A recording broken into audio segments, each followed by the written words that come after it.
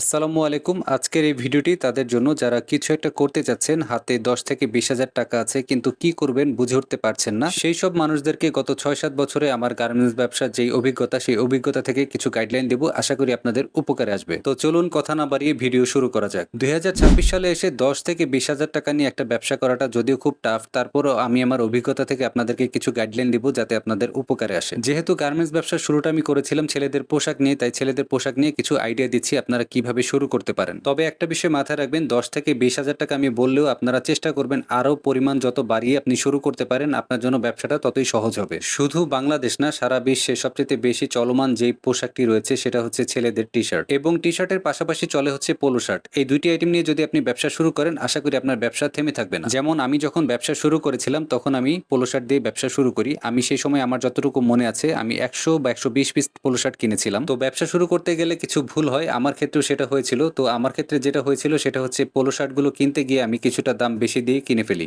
যেহেতু আমার শুরুতেই উদ্দেশ্য ছিল হচ্ছে পাইকারি ব্যবসা করা, তাই পাইকারি ব্যবসা করতে গেলে ১০, ২০ বা ৩০ টাকার ব্যবধান অনেক বেশি। তো আমি যে পোলো শার্টগুলো কিনেছিলাম সেগুলোর তখন মার্কেটে রেট চলতেছিল ১২৫ থেকে ১৩০ টাকা, কিন্তু আমি কিনে ফেলি ১৬০ টাকা করে, এবং পাশাপাশি আমার তো যাতায়াত ভাড়া রয়েছেই। এখন প্রশ্ন আসতে পারে আমি কেন ১৬০ টাকা করে কিনলাম, যেটার দাম চলছিল মার্কেটে ১২৫ থেকে ১৩০ টাকা। কারণ আমি আসলে প্রথমে যখন ব্যবসা করতে নামি তখন আমি কোনো জায়গা চিনতাম না যে কোথা থেকে এটা কিনতে হবে, যার জন্য আমি একজন ব্রোকার বা দালালের সাহায্য নেই এবং তার সাথে আমি চলে যাই ফ্যাক্টরিতে এই প্রোডাক্টগুলো কিনতে। যা হোক, তখন প্রথমবারের মতো ম্যানজের এই পোলো শার্ট দিয়ে আমি আমার ব্যবসা শুরু করি এবং সেগুলো বাসায় নিয়ে আসি, এবং সেখান থেকে কয়েকটি স্যাম্পল নিয়ে আমি চলে যাই মার্কেটে। তো মার্কেটে গিয়ে একটি দোকানে আমি যাই, সেই দোকানের যে মালিক তার সাথে আমি কথা বলি, কথা বলে আমি আমার স্যাম্পলগুলো দেখাই। কিন্তু স্যাম্পলগুলো দেখানোর ফলে যেটা হয়, সে আমার প্রোডাক্ট পছন্দ করে কিন্তু দামের কথা শুনে সে একটু ইগনোর করে। তো আমি যখন বুঝতে পারি আমার প্রোডাক্টের কোয়ালিটি আহামরি ভালো না এবং সেই তুলনায় দামটা আমার কেনা বেশি হয়ে গেছে, তখন আমি ডিসিশন নেই, সেই ব্যবসায়ীকে আমি বলি যে আপনি আমার প্রোডাক্টগুলো কিছু রেখে দেন, এগুলো আপনি সেল করে করে আমাকে টাকা দিয়েন। তো আমার এই অফার শুনে সেই ব্যবসায়ী রাজি হয়ে যায় এবং সে আমার পোলো শার্টগুলো রেখে দেয়। কিন্তু পরবর্তীতে যে সমস্যাটা হয় সেটা হচ্ছে সে আমার প্রোডাক্টগুলো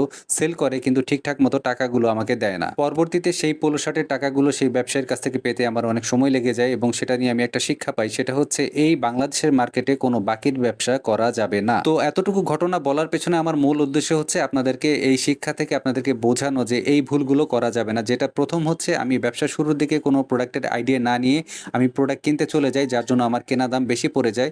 আর কেনা দাম বেশি পড়ে যাওয়া মানে সেই প্রোডাক্ট আর কি বেচতে গেলে আপনার খুব বেশি ঝামেলা পোহাতে হবে। আর দ্বিতীয় ভুল হচ্ছে যাচাই বাছাই না করে একজনকে বাকিতে প্রোডাক্ট দিয়ে দেয়া, কারণ বাকিতে প্রোডাক্ট দেয়া মানে আপনার সেই টাকা যদি একবার আটকে যায়, সেই টাকা তুলতে গেলে আপনার কিন্তু অনেক কষ্ট করতে হবে। চলুন তাহলে এবার আপনাদেরকে গাইড করি কিভাবে এই ব্যবসাটা সুন্দর মতো আপনি শুরু করতে পারেন। যেহেতু ছেলেদের পোশাক আইটেম নিয়ে আপনি ব্যবসা শুরু করবেন, সেহেতু আপনাকে দুইটা জায়গা চিনতে হবে। এক হচ্ছে ঢাকার কোথায় কোথায় মূল পাইকারি মার্কেটগুলো রয়েছে এই জামা কাপড়ের, আর দুই হচ্ছে ঢাকার কোথায় কোথায় ভালো ভালো কিছু বাইং হাউস রয়েছে। আর এই দুইটি জায়গা যদি আপনি ঠিকঠাক মতো চেনেন, তাহলে আপনি আপনার প্রোডাক্ট সম্পর্কে অনেক আইডিয়া পেয়ে যাবেন এবং সেখান থেকে আপনি ইউনিক ইউনিক কালেকশন আপনি বাছাই করে কিনতে পারবেন। তো ছেলেদের পোশাকের জন্য পাইকারি যেই সকল মার্কেট রয়েছে ঢাকার ভেতরে, তার মধ্যে অন্যতম হচ্ছে Shah Ali college plaza market. তো এই মার্কেটটা অনেকেই চেনেন, আবার অনেকে চিনবেন না। তো তাদের উদ্দেশ্যে বলছি, ঢাকা মিরপুর ১ নম্বর বাস স্ট্যান্ড এসে আপনি যদি কাউকে বলেন শাহ আলী কলেজ প্লাজা যে মার্কেটটা, সেই মার্কেটটা কোথায় আপনাকে দেখিয়ে দিবে। এই মার্কেটটা মূলত মিরপুর শাহ আলী মাজারের ঠিক পাশেই রয়েছে। তো এই মার্কেটে আসলে আপনি দেখতে পারবেন কয়েক হাজার দোকান নিয়ে বিশাল একটি মার্কেট, এবং এই মার্কেটে পাইকারি সব পোশাক বিক্রি করা হয়। বড়দের থেকে শুরু করে ছোটদের সব ধরনের পোশাক এখানে পাওয়া যায় পাইকারিতে। তো এই ব্যবসা শুরু করতে গেলে আমি মনে করি আপনাকে কয়েকদিন এই মার্কেটে আসা উচিত এবং এসে ঘুরে ঘুরে দেখা উচিত এবং বিভিন্ন ব্যবসায়ীদের সাথে পরিচয় হয়ে নিজের সম্পর্কে জানানো উচিত, এবং পাশাপাশি প্রোডাক্টগুলো হাতে নিয়ে দেখা এবং এর দামগুলো সম্পর্কে আইডিয়া নেওয়াটা আপনার খুব দরকার। এছাড়া পোশাকের জন্য বিখ্যাত ঢাকার অন্যতম পাইকারি মার্কেট সেটা হচ্ছে বঙ্গবাজার। বঙ্গবাজারের এরিয়াতে আসলে আপনি যেটা করতে পারেন, এখানে বরিশাল প্লাজা, গোল্ডেন প্লাজা, এই মার্কেটগুলোতে আপনি ভিজিট করতে পারেন। এছাড়াও পাইকারিতে পোশাক পাওয়ার জন্য একটি অন্যতম মার্কেট রয়েছে, সেটা হচ্ছে টঙ্গীতে। ঢাকার টঙ্গীতে যেই সেনা কল্যাণ ভবনে আপনি আসলে এখানে পেয়ে যাবেন অনেক দোকান। তো আমি মনে করি এই মার্কেটগুলো মাসখানেক আপনি ভিজিট করেন, ভিজিট করে এখানকার যে দোকানগুলো আপনি চেনেন এবং পাশাপাশি পোশাকগুলোর কোয়ালিটি সম্পর্কে আপনি একটা আইডিয়া নেন, দাম সম্পর্কে আইডিয়া নেন, এবং আপনি সেখান থেকে একটা তালিকা তৈরি করেন যে কোন জায়গা থেকে বা কোন মার্কেট থেকে বা কোন দোকান থেকে আপনি কোন পোশাকগুলো নিয়ে আপনি শুরু করবেন। তাছাড়া পাইকারিতে প্রোডাক্ট পাওয়ার জন্য অন্যতম একটি জায়গা হচ্ছে ঢাকার উত্তরা। এখানকার যে বাইং হাউসগুলো রয়েছে, এখানে প্রচুর পরিমাণে প্রোডাক্ট আপনি পাবেন পাইকারিতে। তো এই বাইং হাউসগুলোর সন্ধান পাওয়াটা বর্তমানে খুবই ইজি। আপনি যেটা করবেন সেটা হচ্ছে ইউটিউবে গিয়ে আপনি লিখবেন বাইং হাউস পাইকারি, তাহলেই দেখবেন একের পর এক বিভিন্ন বাইং হাউসের ভিডিও আপনার সামনে আসতেছে, এবং এগুলো বেশিরভাগই দেখবেন ঢাকার উত্তরায় রয়েছে। তো এইসব ভিডিও দেখে দেখে আপনি একটা আইডিয়া নেবেন এবং ঠিকানাগুলো সেখান থেকে নিয়ে আপনি চলে যাবেন সেসব বাইং হাউসে, এবং সেখানে গিয়ে আপনি নিজ হাতে প্রোডাক্টগুলো দেখবেন এবং প্রোডাক্টের দাম সম্পর্কে আইডিয়া নেবেন। তো যেই বাইং হাউসের পোশাকের কোয়ালিটি এবং দাম আপনার জন্য বেস্ট মনে হবে, আপনি সেখান থেকে প্রোডাক্ট নিয়ে ব্যবসা শুরু করতে পারবেন। তো এভাবে ঘুরে ফিরে যখন মাসখানেক আপনি কাটাবেন, দেখবেন আপনার একটা অভিজ্ঞতা তৈরি হয়ে গেছে এবং সেই অভিজ্ঞতা থেকে আপনি আপনার ব্যবসাটা একটু একটু করে শুরু করবেন। এখন এখানে একটা বিষয় সিদ্ধান্ত হচ্ছে আপনার, আপনি কি পাইকারিতে ব্যবসা করবেন নাকি খুচরা ব্যবসা করবেন, নাকি পাইকারি এবং খুচরা দুটো ব্যবসায় আপনি শুরু করবেন। এখন যদি পাইকারি দিয়ে ব্যবসা শুরু করতে চান তাহলে ভিডিওর শুরুর দিকে আমি আমার একটু অভিজ্ঞতা শেয়ার করেছি, আশা করি আপনারা বুঝতে পেরেছেন। সেক্ষেত্রে আমি আপনাদেরকে বলবো, পাইকারি ব্যবসা শুরু করতে হলে আপনাকে